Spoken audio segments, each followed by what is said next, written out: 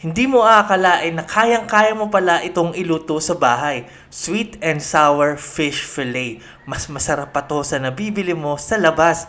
Homemade. Madali pa to sa easy. Tuturuan ka ni Tipsy. Let's go! Yo, welcome to Pimp Your Food. Yes, mas masarap pa to kaysa sa chow. Basta yun. Ayan, simulan natin to sa ating isda. Boneless ito, fillet. Ang gamit ko dito ay cream dory at kung mapapansin nyo, hindi yan kasing puti yung nabibili sa supermarket, yung frozen, kasi hindi yan frozen. Nabili ko yung cream dory na yan sa palengke at baka meron din dyan sa inyo. Malatitikman nyo ang kaibahan sa lasa. Mas malasa, mas malinamnam po. Ayan. Alright, kaysa dun sa frozen. Kaya naman, asin, paminta at garlic powder lang ang nilagay ko para hindi ma-overpower yung lasa ng ating isda. And then, hinaalo ko lang mabuti, naglagay ng cornstarch. Ganyan lang, cornstarch lang, wala nang iba. Coat natin mabuti and then pwede na natin yang iprito. Ayan.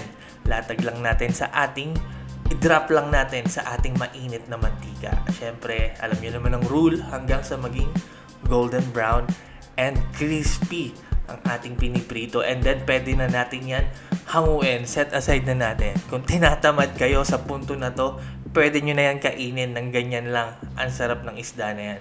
Alright, hanguin na natin. Pero syempre, mas pasarapin pa natin, di ba? Salang lang natin yung ating last batch. Habang nagpiprito yan, gawin natin ang ating napaka-simple at masarap na sweet and sour sauce. Naglagay ako dyan ng kalahating tasa ng tomato ketchup, 2 kutsara ng vinegar or suka, 3 kutsara o mas marami pa ng brown sugar, depende kung gaano katamis yung gusto. 1/4 cup nitong syrup ng ating pineapple chunks. Mix natin na mabuti, napakasimple lang, di ba? Set aside natin yan at balikan natin ang ating piniprito. Ayan, pwede na yan, panghango na. Alright, patapos na tayo guys.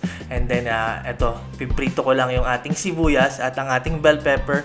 15 segundo lang, 15 seconds, ganun lang kabilis. Katapos nung patayin nyo na yung apoy at ating hanguin, papalabasin lang natin yung kanyang natural na sweetness. Ito ay sweet and sour fish fillet, kaya kailangan natin yan.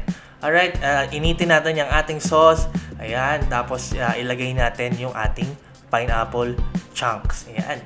And then, hintayin lang natin mag-simmer, haluin natin yan. Kapag napansin nyo na nag-simmer na ang ating sauce, maglagay lang tayo ng slurry, no? Mga 2 kutsara.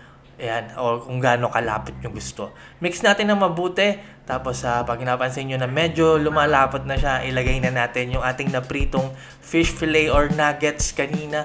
And then, yung ating tawag dyan, bell pepper at ang ating sibuyas. Mix natin na mabuti, sigurado yung coated lahat ng ating fish nuggets or fish fillet.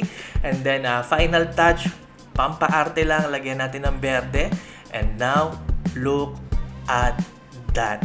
Di ba? Parang ang sarap itapeng sa kanin. Hindi pala, parang napakasarap niyan, napakadali lang gawin. Ang importante dito, masarap na isda ang inyong gagamitin, no?